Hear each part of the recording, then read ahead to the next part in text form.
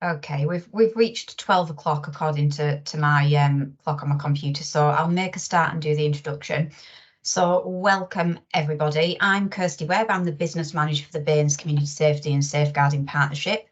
If you've attended any of the Stop Adult Abuse Week sessions this week, you'll know that these have been put together across the 5 safeguarding adult boards for the Avon footprint.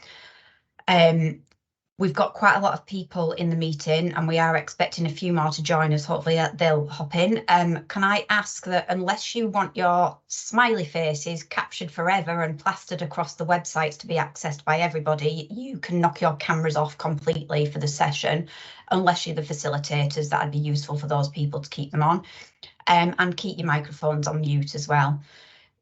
We do welcome any questions, but if you post them in the chat, and then myself and Sophie, who also works for the partnership, will assist with those at the end, and the facilitators can hopefully answer those, or we'll be able to answer them. We have an option on Teams, if you're familiar with Teams, so you can have a transcript running, so it's subtitles. I will warn you if you use that, if you switch that on, you can only see it. But if there's some dodgy accents like my own, it comes up with all sorts of words that you're saying. It's not necessarily what's actually being said. So just a bit of a caveat there. Be careful if you do switch it on. The session is being recorded and that will be shared afterwards on the Bristol Safeguarding website. And we'll circulate that link when everything's on there so partners will be able to access it. And there's also going to be an evaluation form. We're running a bit of a competition. We want to get the most evaluation forms completed for Thursday's session, so I'd appreciate everybody doing that. I'll put the link in the chat near the end of the session, and it's the shortest and quickest evaluation ever, so I'd really appreciate your cooperation in completing it. That's it for sort of an intro and housekeeping, and I will hand over to Sharon to do her little bit and introduce herself and the other speakers. Thank you. Super, thank you, Kirsty. Let me just get back to my presentation. So, yeah, thank you. Just to reiterate, if you have just joined, cameras and mics off for the entire webinar, please. And let's get cracking. So this way, today, you're here for hearing from a BANES perspective, from a Bath North East Somerset perspective about adopting a trauma-informed approach with regard to safeguarding adults. My name's Sharon Keane and I'm a multi-agency trainer in BANES, which includes delivering some mandatory safeguarding training for adults and children's workforces. We have 3 presenters today who will give a sense of how they have utilised trauma-informed approaches in their services and how these impact on clients and service users, essentially on those who may be in need of safeguarding. The aim is that this will support your own thinking as to how you might incorporate or further develop trauma-informed practice, both as an individual and within your organisation. Before we move on to any content for today's session, just a brief reminder about looking after yourself. Keep that awareness that some of the themes that are explored today might have an impact on you. Anything covered in the session might be triggering due to either your own work experiences in the workplace or from your own personal experiences. So please do look after yourself. Take yourself away from the session if you need to alleviate or release a build-up of emotion, then please do take that time out. Rejoin then if and when you feel ready. After the session, it's important to access support that's available to you if you feel you need that. Remember to reach out and look after yourself. I'm going to do a little introduction before I hand over to our first presenter. Traumatic experiences result in really significant adaptations within individuals. These are neurobiological, they are psychological, they're social, and these changes are an attempt by the body and the mind to survive, to find ways of mitigating or tolerating the distress that's being faced, to establish a sense of safety or control, or to make sense of the experiences they've had. Trauma is both pervasive and entirely unique to every individual. Research, and of course from practice, we know that trauma has a damaging impact on people's lives. It increases their risk of poorer physical and mental health outcomes, and also in having poorer social, educational and criminal justice outcomes. And that's in relation to those people who have not experienced trauma. However, it's really important to remember that there doesn't have to be this stark inequality of outcomes. There's a growing evidence base that suggests adopting a trauma-informed approach or responding in a trauma-informed way can really improve health.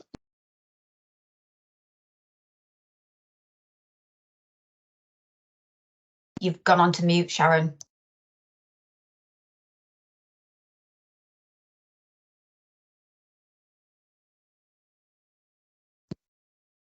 Sorry, hopefully that wasn't for long.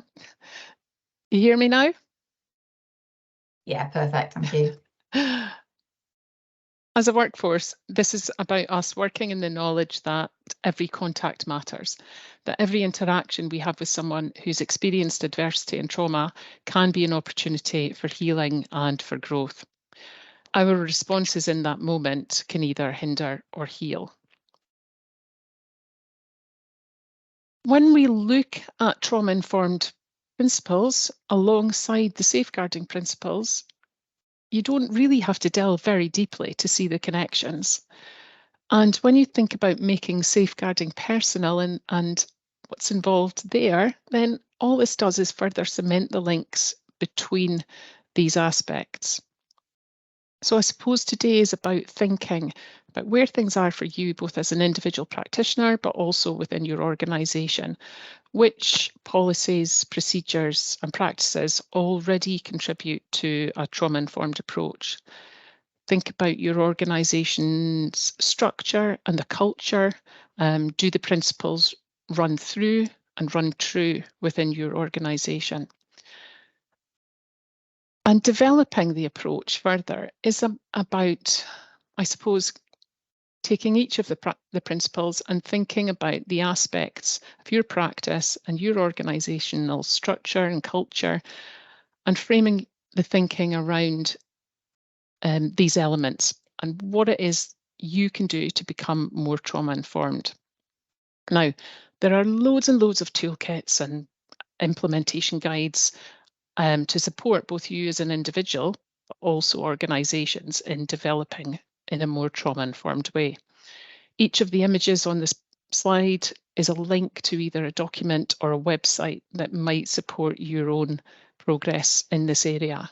And hopefully today's presenters will give you some food for thought with regard to becoming more trauma-informed in relation to safeguarding adults. I'm going to stop sharing because we're going to move. We're going to pass over to our first presenter today. We have Andy Isles, who is a domestic abuse service manager and also an independent domestic violence advisor at Southside in Bath. So it's great to have you, Andy.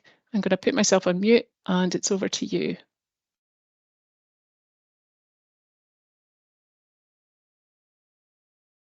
You're on mute still. Yeah. I just remembered I was going to get Lane to sit in, Lane Lambert, who's our senior practitioner, who has got a very varied caseload of clients who have got an incredible amounts of trauma and complex needs. She asked if she could sit in and see my presentation, so can I just go and get her? Is that all right? Shall we switch then and give you a bit of a chance to do that? Oh no, it's all right. She's just going to come in and just sit Is here. she literally just wants there? to observe what I'm going to say. Oh, that's fine. Do you want me to do Danny's presentation first? Would that be a little bit easier? And I'll give you a minute to go and get Lane. That's fine. Okay, that's all right. I'm not trying to put you on the spot, Danny. Sorry. Thanks, Andy. And that'll give you a minute to go and bring Lane into the room. Is that okay? Brilliant. Thank you. Okay, so slight change, everyone. We're going to go to Danny Kilcoyne, who is Tenancy Compliance Manager at Curo and the work that they've done to support and safeguard tenants, and particularly those, Danny, with complex needs. That's right, isn't it?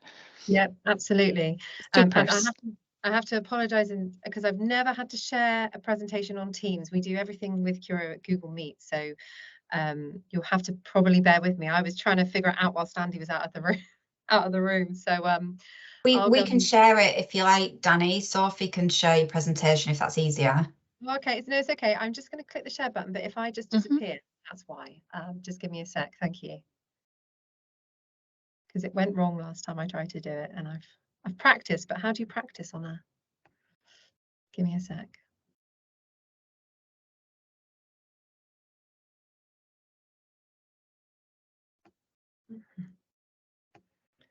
It goes so slow, doesn't it, when you're sat and you know that everyone's waiting.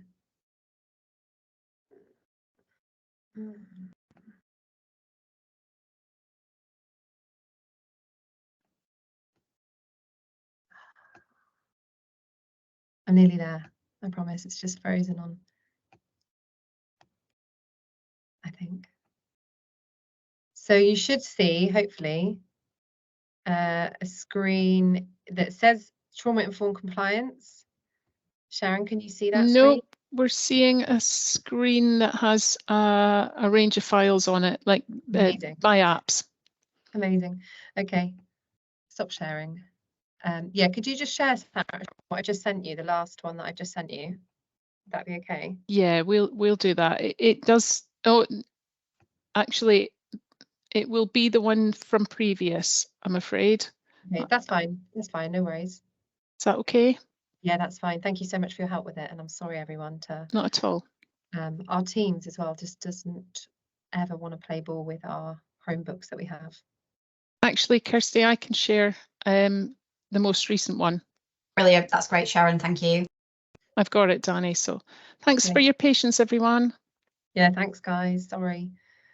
And I've written it about 10 times, so that's why Sharon share the latest one, because I like to get it right. So this is, I'm talking to you today about trauma and compliance. So basically what we've done as Curo to try and protect our most vulnerable customers.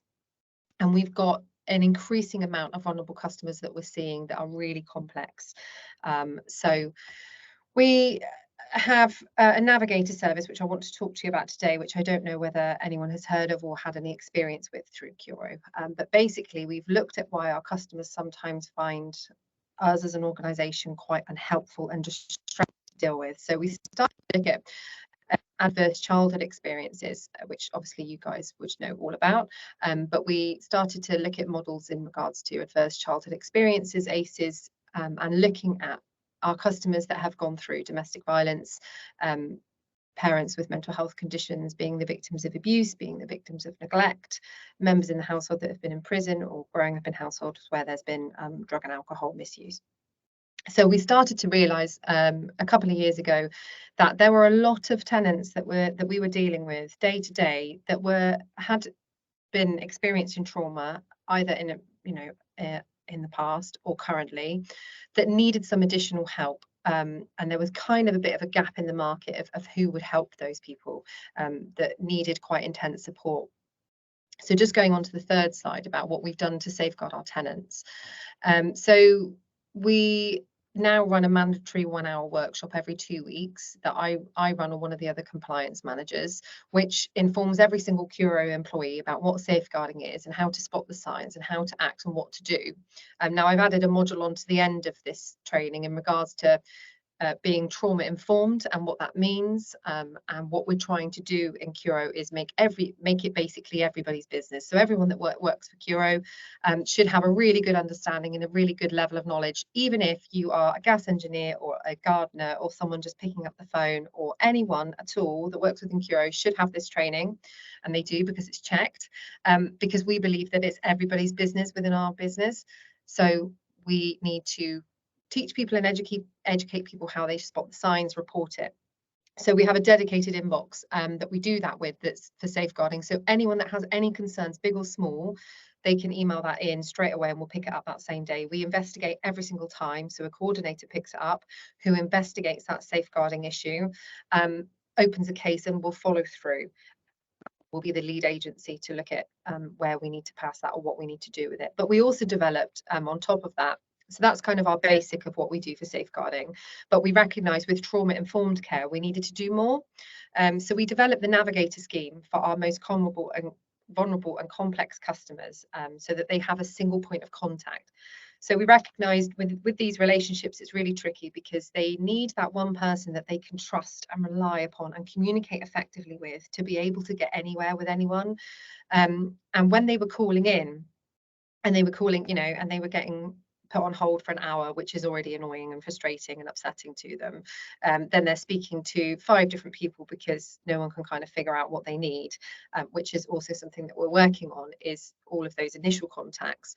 But all of those things can almost re-traumatize a person that we found. So it's, sorry, I'm just looking at my slides. So if you go, I'm on slide 4. So it's just when colleagues was feeding back to us that customers were requiring extra effort, particularly when they have had trauma-informed related mental health to resolve that may cross more one of our departments.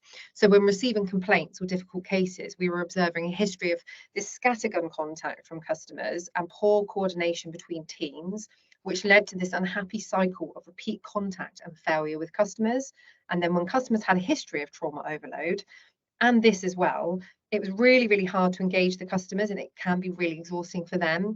And actually, people that we'd reached out to, our customers, weren't coping. And what one of the customers said is that they felt like they were in an abusive relationship with Curo because of their relationship with us was kind of all over the place, and they needed that single point of contact to be able to get in there, build that trust with them and work with them on an individual basis to give them, to meet all their needs, to kind of be that coordinator for everything. So moving on to slide 5, we implemented the Navigator service. It's 2 individuals that have, one of them was an ex-social worker, was from a therapeutic setting. They've got extensive knowledge of our business, so they come from other departments, and then they are put in place to coordinate everything that a person needs to navigate them through Curo, whether that be to sustain their tenancy, but also to manage within the community. So most of our customers now have complex mental health needs, and actually we get a lot of reports about antisocial behaviour that they're creating either within the vicinity or within the community that we need to deal with. So the results that we found from implementing this, so we've had it going now for about 2 years, and it's been an amazing scheme. It's grown at a rapid rate. So we started with 30 customers and we've now got 64 that 2 people deal with. I'm trying to get more to deal with them. But the results has been that the customer feels more heard. We're being really clear about them, about the right course of action, saying no, but also explaining why. And we're spending more time doing that, delivering our promises, and every time explaining the why behind it. We're trying to communicate more effectively with them, proactively, and timing it more regularly. So a lot of them that they come under the service, we give them a communication plan so that we agree how we're going to communicate with each other, because that often is something that we find when it comes to trauma-informed care, is that, like I said before, the scattergun approach of people contacting in different ways and trying to get to one person. But if they had one person that they could contact through a mobile phone or an email address or whatever way they needed to do it, then it eases their stress and pressure. So we check that they're happy and that they understand everything that we're doing. We obviously deliver that in line with our customer commitment. But we're open about our failings and learning from them. So we'll talk to customers and be like, yeah, that team didn't do quite what they needed to do, and here's a resolution for it. And we work and advocate for our customers. And also we make them involved with decision making and planning, and we're also really, really flexible with them. So the reason that the navigators, there's 2 of them, and they take on really complex cases because they give whatever time that's needed to give to them to make that customer okay. So some services with support can only give, say, 1 hour per week or whatever. Well, these navigators will just go and do what's needed. They go above and beyond to make sure that that person is really cared for. And it's been an absolutely amazing thing. The future of that support is that we want to increase the amount of navigators that we have and also create specialties. So at the moment, we just have those 2 and they kind of do everything, but I can tell that they've got certain particular specialties that they have that are niche to them. But something that we are doing more and more regularly, which I think is an amazing thing, and I really want to continue doing it, and it's why I want to network more with other agencies and get involved with other things, is because we want to make community awareness and education in regards to the acceptance of living with and understanding people that have mental health conditions, neurodivergency, any kind of vulnerable characteristics. So to give you an example quickly, is that I was dealing with a lady who has particular really complex needs. She has severe mental health problems. She has very many diagnoses of what those mental health conditions are. She also has a lot of trauma related issues, and that comes out within her tenancy. So sometimes it's not always easy for her to communicate with her neighbours. It's not easy for her to communicate with the council that she needs to sometimes. It's not always easy for her to communicate with the people that are in a shop down below her flat. So she finds it really hard. And I've had conversations with her neighbours and other people that are trying to deal with it. Now, a lot of those conversations were people saying to me, oh, can't you just evict her? Can't you just get rid of her? She needs to move and live somewhere else. And actually it was, no, that's not what we're here to do. We're not here to force people that have already got massive of upset and trauma and all these things inside of them. It's not to force them out of their home, it's to support them and to understand what they need from us to make them sustain that tenancy. So it's to also educate the people. So, you know, I had a conversation with many people about, we can't just evict them, and actually the courts don't agree with that. We don't agree with that. That's not something that we're going to do. But this is something, and I spoke to the customer and said, you know, they don't understand what your needs are. Can we have conversations about what your needs are? And she was really open, and we've sat and had conversations. And now there's an understanding, there's that building that awareness and understanding within the community of, okay, this lady is not just someone who keeps moving my plant pot, for example, but that she's doing something for a reason, and actually we need to give her some understanding rather than coming at this with just evict her, just get rid of her, and being really angry about the problem. So that's something that we want to do more with, and something that I would like to certainly get on top of, because I think it's really important just in general in society that these people have as much help as they need, and it comes from a place of everyone is understanding we all have to live together. So we've had some really positive outcomes from what we've been doing with the navigators. And I had about 7 pages of this initially when I wrote the presentation to begin with, which was really nice. I love looking at the case studies that we do, and I'm not going to talk you through all of these because I'm aware of my time limit, and I will just talk about this forever. So, but just to give you one example, was the last one that we've just had a really good success from. So a lady that was living in a property in the centre of town, and she had real complex mental health and traumatic past. She was living in this property and it was horrendously full of damp and mold, but she kept refusing his access. So especially when there was men operatives going in, she was refusing his access, and she was being really aggressive. She's assaulted male members of staff. You know, it was really difficult to get in there to do the work. But obviously we have to go in and do damp and mold properties. We have to sort them out. We can't just leave them. So then it's a compliance issue that she's not letting us in. But sort of I took on the case and I said, we need to unpick why there are these issues and why we can't get in there and why it's taken us so long. And actually we gave her a navigator. So Debbie had her as a customer and built this trust up with her and engaged her really well in the way that she needed to be engaged with. And now that lady has not only let us in to do the work, but actually she's moved because the property was so horrendous, because she's not let us in for a very long time, that it wasn't safe for her to live there. But we've moved her to a property that's suitable. We've worked with her. We've made it safe for the property that she's moved into. So she needed certain things that she was really nervous about, but we said, hey, we'll put a Ring doorbell in, because then you'll be seeing if there's anyone coming up to your door. We'll put this in, we'll sort the fence out. There was a lot of extra additional things that we did to make her property safe, for her to feel safer, not things that we had to do by law, but things that made her feel safe in her own property.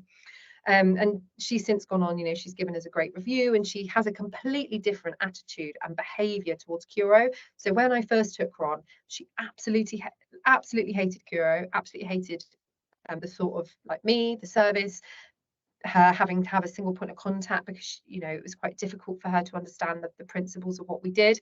But we've taken her on, and she is such a different person. She said, I feel heard, I feel cared for, I feel supported, I feel like all my, I can deal with all of this. She's now seeing a different therapist. So, but she's done that with someone that was there for her, which I think has made such a huge difference to her.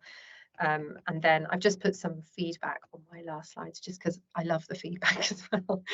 It just gives me great joy to read all the lovely things. And people ring up all the time about the navigator service, and they say it's saved my life. It's been the most amazing thing. And I think that it's something, I don't think other housing associations have this at the moment, and we're trying to build upon this to make a trauma-informed compliant.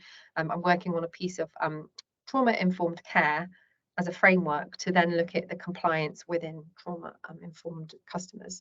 So there's just some feedback, and it just basically is saying that we're awesome. And to put it simple, no. And some people don't like to have single points of contacts and don't like to have those restrictions, but actually most people just need one person that they trust and that they can rely upon to get things done.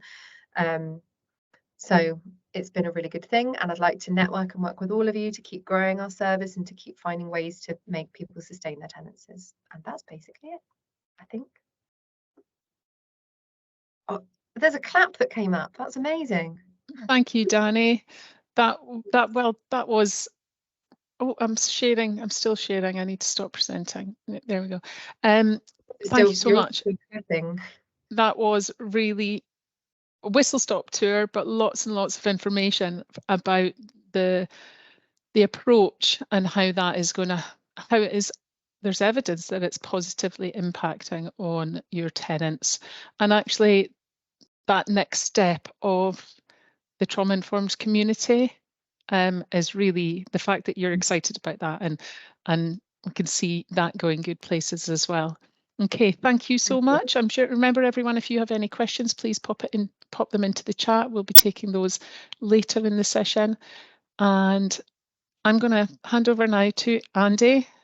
Will we introduce you again? Thank you for your patience, Andy. No, that's all right. We look forward to hearing from you. Danny to stepping in there.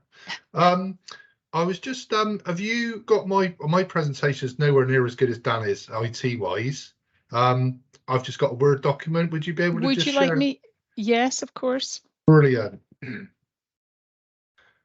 mean, obviously I've got a lot more stuff to link into that presentation, you know, that I've sort of written down, but. Yeah, let me share that.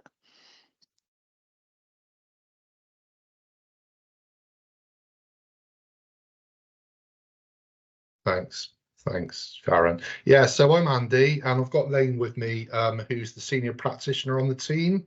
She's a bit out of view at the moment. So Lane primarily deals with a lot of the most complex cases that we deal with, where there are usually incredible levels of trauma, both historic and current. So I thought it was useful for Lane to sort of be here today to just observe.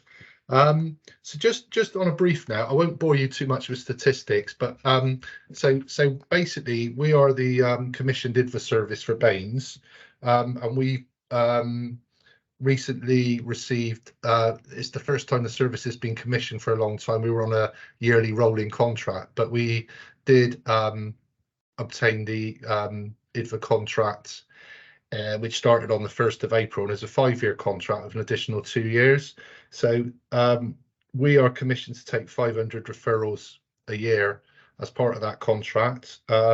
Interestingly enough, last year we took actually 650, so we took 150 more cases than we were contracted to. So far this year, in the first 2 quarters, we've taken 275. So if you look at that over the next 2 quarters, we're probably going to be at least 50 cases over what we should be. We won't close our service, we'll just take those cases on and work with them.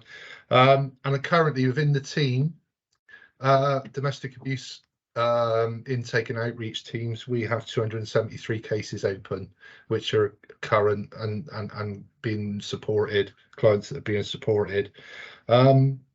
Basically, you know, our work is trauma informed, therapeutically focused, and it empowers local people as well to help others in their communities through peer support and using their lived experiences as expertise. So we do have a number of workers in the team who've volunteered at Southside, have been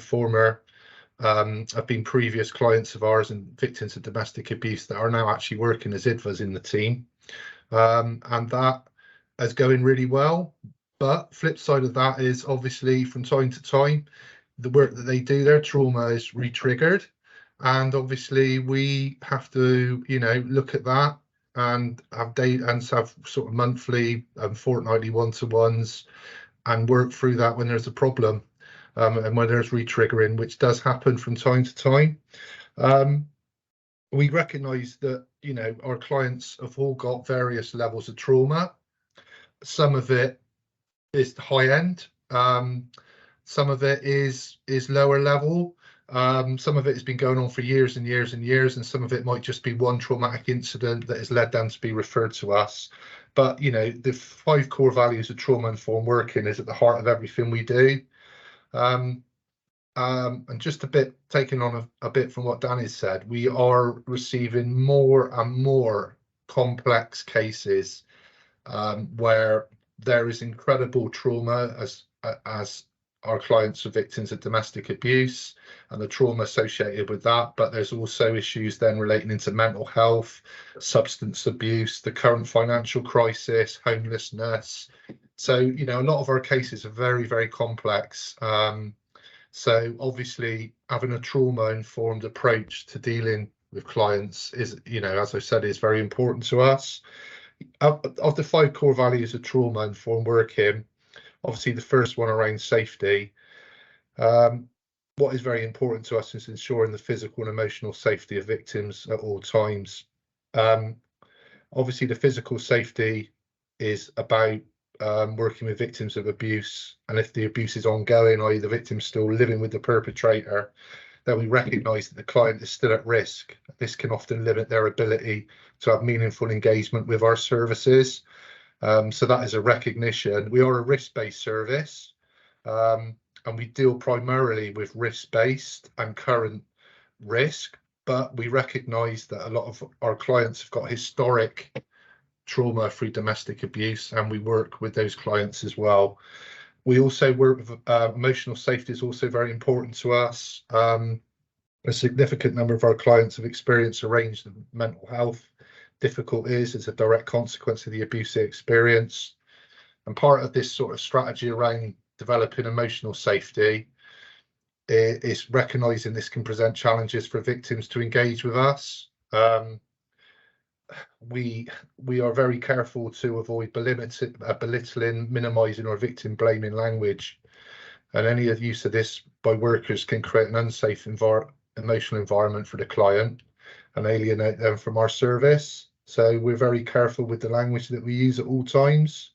One of the other things as well is that we really place an emphasis on having the knowledge and confidence to be able to appropriately challenge survivors when blaming themselves for their experiences, which is a very common thread with a lot of our clients. You know, they've been in abusive relationships for a long time, a lot of them, and also they've been in a number of abusive relationships. So, you know, they can blame themselves. They've become so used to minimizing it and blaming it all on themselves that,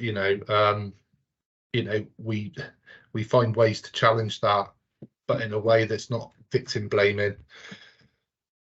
One of the other things working with trauma clients who are, who have a lot of trauma is that we really work on gaining the trust of clients, and that's around creating respectful boundaries that are professional and that we maintain them at all times. A lot of our clients come to us and we're the first people that they've disclosed domestic abuse to. So, with that in mind, and a lot of our clients are very keen on getting some recognition from us that we won't be sharing their information with other people. We're obviously very respectful of that, but obviously we do have the conversation very early on around consent, and that we might have to share information with other agencies if there is a safeguarding risk. But obviously we do say that we do tell clients that the information that they give to us is confidential. We're very transparent with clients. This is something that I've really tried to encourage as manager of the team, and that we will do what we say we're going to do. We don't overpromise, and we don't under-deliver support to clients. And it's quite important as well that when we're working in a multi-agency scenarios with clients, that other agencies take note of that as well, because we do get referrals in. We do get self-referrals coming in from clients who have been overpromised by other agencies about what we can and can't do, and that in a way can affect levels of trauma, because they're being told that we'll do something and we're not the service for them, so that can re-traumatize clients all over again. The choice is a very important thing. One of the things that we really try and do with clients is that we give them the options and the choice to make their own decisions to reduce risk. And in the long term, hopefully that will start to reduce the trauma that they've experienced. We recognise that clients have experienced trauma may feel a lack of safety or control, which can cause difficulties in developing trust and relationships. One of the most important things that we've introduced in the run-up to commissioning was that we now do a individual support and safety plan with all new clients during the initial assessment of their situation, and that clearly lays out what we can do and what the client can do. So we're working in collaboration, which I'll go into, which is the next sort of good practice on trauma, but it gives clients they own some of the issues, and we work with them. Every client's different, and some clients we may have to do a lot of the work for them because they're not in a place to do it, but where we can, we do encourage our clients to collaborate with us and work with us to reduce risk. A lot of the abuse that our clients receive is defined by behaviours, and they experience a lack of power and control. The client will likely have had many parts of their life, if not all of them, dictated by the perpetrator. Providing our clients with as much choice as possible regarding options for recovery and adopting a collaborative approach to working with them results in improved engagement and can aid their recovery from trauma. And then obviously empowerment.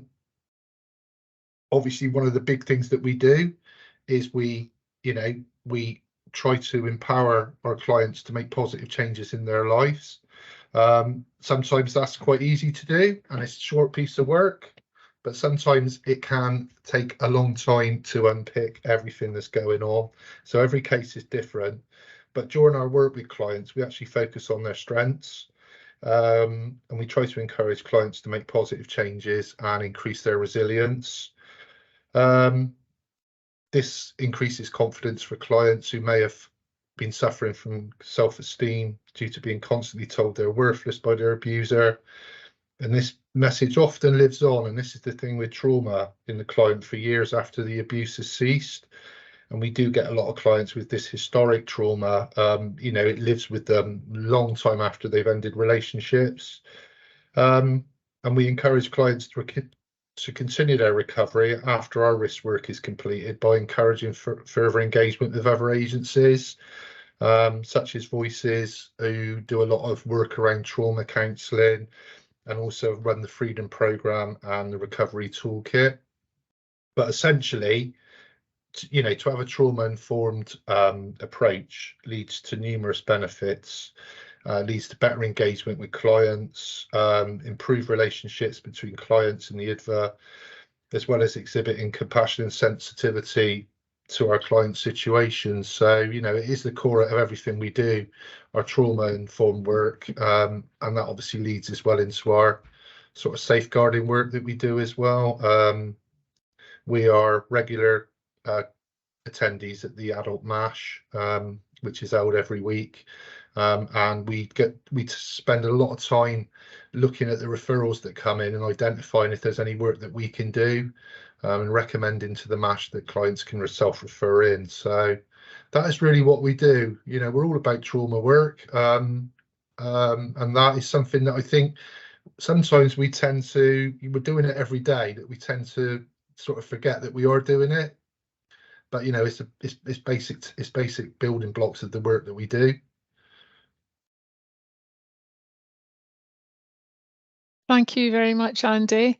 you've given a kind of comprehensive explanation and description of, yeah, like you say, it's embedded in all of the aspects and all of the practices that that is what you're about there at Southside in the IDVA service there. Thank you very much. Thanks, Sharon. And it's time to pass over to our third and final contributor for today's session. And we have DCI.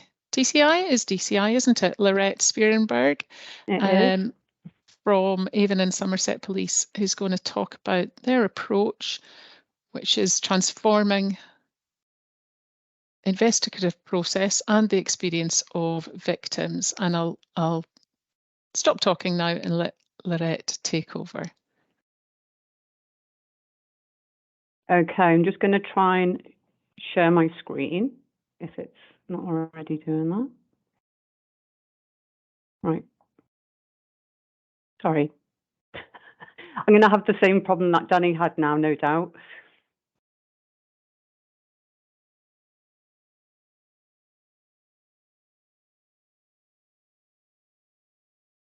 That's it, we can see it. You can see it? Perfect. Okay, so hi everyone. As has already been said, my name is Lorette Spearenberg. I'm a DCI with Avon and Somerset Police. And today I'm going to talk to you about how we've developed a trauma-informed approach in regards to how we investigate offences of rape. Right, where's my page gone? So what I was going to do is just give you a brief overview of Operation Soteria, Project Bluestone, and how this has led to the development of a rape national operating model, and what this means for us in regards to being trauma-informed in our local force. So you may be aware that the Home Office commissioned an end-to-end review of the criminal justice system in regards to rape. I think that was about 2019. And as part of that work that was undertaken, Professor Betsy Stanko approached our Chief Constable Sarah Crew, who is the national rape lead, and suggested to her an idea for a transformational approach to rape using her knowledge that she'd gained over, I think, involved in policing and rape for over 40 years, and that of a group of leading academics across the country. This later developed into Soteria, which was supported by the Home Secretary, the Prime Minister, and was funded by the Home Office. The two main objectives of Soteria were to test a series of tools and techniques to improve justice outcomes around rape, and to develop a national operating model, which is evidence-based, to achieve quicker and more successful outcomes for victims of rape. The best person, I think, to give a succinct summary of Soteria's Chief Constable Crew. So we've got a brief YouTube video that I think Sharon is going to try and share with you. So Sharon, can you show that briefly? Yeah. Hopefully that will work. Can you see that? Yeah, perfect. Rape is one of the most traumatic crimes we deal with. Survivors of sexual violence go through a deeply traumatic experience, which often leaves life-changing mental and sometimes physical scars. The only way we can start to change the outcomes for victims of rape and sexual assault is by being humble enough to admit that we're not getting things right, despite our best efforts, and by having the courage to open ourselves up to scrutiny, to challenge, and to new ideas. And we need to do something radically different. Operation Soteria Bluestone, a transformative programme which has seen police professionals work alongside the leading academics in their field to place the police response to rape and sexual assault under the microscope. This work will result ultimately in a new national operating model for police investigations from June 2023. We are willing to admit mistakes because we are now more than ever before ready to learn, reflect and improve. It has been one of the most exciting, challenging and enlightening initiatives I've worked on, and I really believe that it holds within it the ingredients for transformation of the police response, but so much more. Thanks, Sharon. Right, just got to try and get the presentation back up.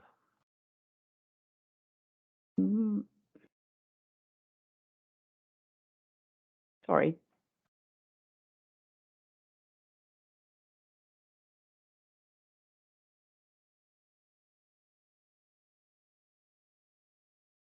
Seamless presentation. Just get back to where I was. Okay, so you've just seen the video from Chief Constable Crew. So for us here in Avon and Somerset, this meant that we were the pilot force to receive a deep dive review from all the academics in all areas of rape investigation, from the initial report, from the victim, to the case going to court and everything in between. We were given a number of recommendations, which we have and we're still working on, and we co-created a number of products that are now being used by forces across the country. So the new model we've implemented is victim-centred, suspect-focused and context-led. And the new national operating model can be found on the College of Policing website, and it's public-facing, so you can all go and have a look and see what it's all about. The Home Secretary, the ex-Home Secretary, made it clear that all forces are to implement the new model, and the HMIC will be inspecting forces on the implementation of it. So it's something that's here to stay and is going to be focused upon. So this picture just looks at the overview of how the model is transformative and the themes that we've worked on. The changes have been focused on like these 6 pillars, and it'll be force-wide, not just the team or the unit dealing with the rape investigations. So how does this make it better for victims? So by adhering to these 3 principles, which is victim-centred, suspect-focused and context-led, the national operating model will benefit victims in several ways.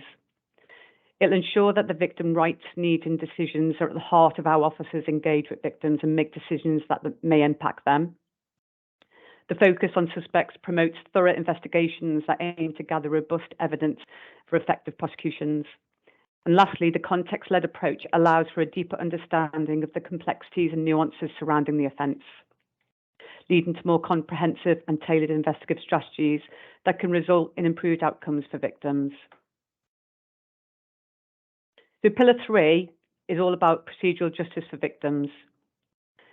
Victim-centred aspect to the pillars.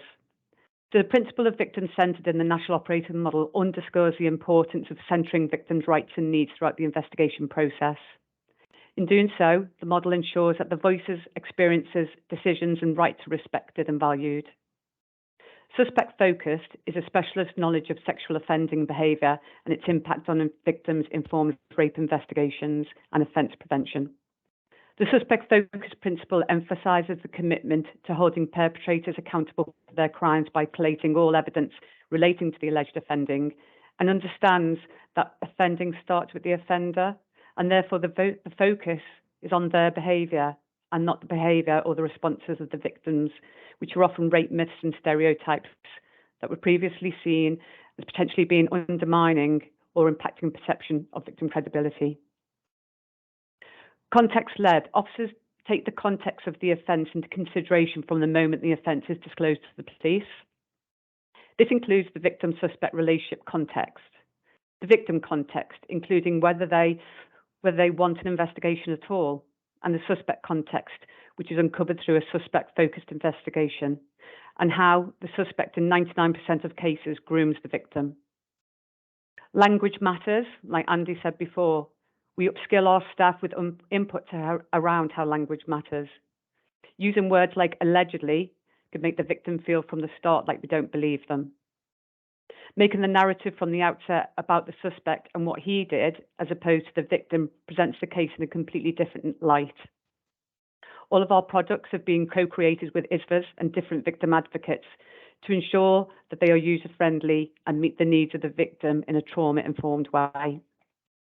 And in the past, we used to secure an ABE from the victim at the earliest opportunity. And we did that because we thought if we had enough information to arrest and interview a suspect, we could get a charge. But we understand now that trauma can impact a victim's memory. And so now we often delay ABEs for a period of time to ensure the victim is in the best place they can be, so that we can minimise their re-traumatisation. We have now We also now use the First Response Officer booklet. So this is a booklet that when the First Response Officer attends an incident of rape, they complete it and it gives us an overview of what's happened, and it may just be a brief account from the victim. So what we've done for the first time ever is we've used that as our evidence in chief when going for remand in custody. So we've been able to delay the ABE interview of the victim to a point when they're ready, and that might be a week, it may be 2 weeks, it may be 3 weeks. But they can do that then knowing that they're safe and that the suspect is behind bars, and it really, really helps them to trust us and have the confidence to give us their account via ABE. So that's been a development that we've undertaken. We sought the ABE evidence at a later stage when the victim is ready. Evidence-led approaches using body-worn camera footage have been really successful in domestic abuse-related offending, and we've also used this in circumstances where rape has been reported with the consent of the victim. The voice of the victim is paramount, and if a victim reports to us but does not want the suspect arrested, then we don't. The trust and confidence of our victims is important to us, and we respect and honour their wishes. We're working to strengthen our relationship with the Years for Service by having them co-locate once a week in our CID hubs. And the aim of co-location is to improve the communication of survivors of sexual violence throughout the investigation, and to embed a trauma-informed approach by bringing the voice of the victim survivor into the investigative environment. And finally, together with the CPS, we now have regional sexual violence partnerships with Gloucestershire Police, Devon and Cornwall Police, and relevant is for services from these areas, where we share learning and a mutual understanding of each other and improve our response to victims. So within this force, I lead on Pillar 4, which is learning, development and well-being of investigators, acknowledging that when investigators have the right tools and skills to do their job properly, their well-being is much improved. A good understanding of trauma is vital, not just when dealing with victims, but also when recognising the stresses and impact on investigators when dealing with this crime type on a daily basis. As such, we ensure that investigators have occupational health assessments throughout the year, and we've embedded reflective practice at both investigative level and at welfare level. We have dedicated welfare days for the teams along their ongoing CPD. And last week, we were part of a National Investigator Wellbeing Week, which covered a number of wellbeing topics to help support our staff. All staff have attended trauma awareness sessions and suicide awareness training. We've also implemented Pause Point, which is a welfare-focused approach whereby investigators' mental health is risk assessed at the point they join the team and then at 6 and 12-month intervals. This allows us to identify as early as we can burnout, stress and mental health concerns. And lastly, we've worked with Professor Patrick Tidmarsh, who is the author of the Whole Story approach. His approach is the backbone of the victim-centred, suspect-focused and context-led method that we've implemented. This has been a focus of our learning to understand his work, and we've been fortunate to work with him in person where he's delivered face-to-face training. And each member of staff has received a copy of his book, which is kind of like our Bible at the moment. Pillar 6 looks at how we deal with digital material, and you may have heard the terms digital strip search, which was traumatic for victims. This is where we were seizing phones, keeping for a long period of time, and due to limited technology, downloading vast amounts of data. The impact of downloading lots of data was that often evidence that was perceived as undermining was being found, and as a result of this was impacting our views of credibility of the victim. We no longer work like this. We rarely seize a victim's phone. If there's any relevant evidence, such as messages between the victim and the suspect, we screenshot these and the victim retains the phone. We don't fish for evidence. We only approach the victim in these circumstances if they have disclosed that they have the evidence. Ensuring the victim feels in control of this is key to reducing trauma against them. We all know how much our lives are on our phones, our banking apps, our school apps, our contact with our support network. So ensuring the victim has access to that is vital. And this approach is the same with accessing third-party material, medical records, school records, social service records, and counselling notes. We only seek to access these if we know something of relevance is there and that it may undermine the case or assist the defence. Again, this reduces trauma against these victims, as these records are very personal to them.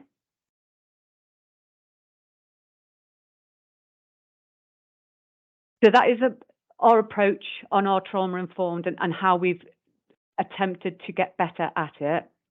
If you'd like to know more about Operations Tier or Bluestone, then just Google those terms and you'll see some documentaries and press reports that will come up.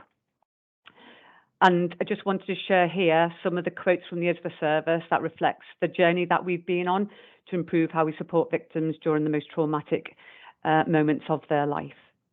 Thank you.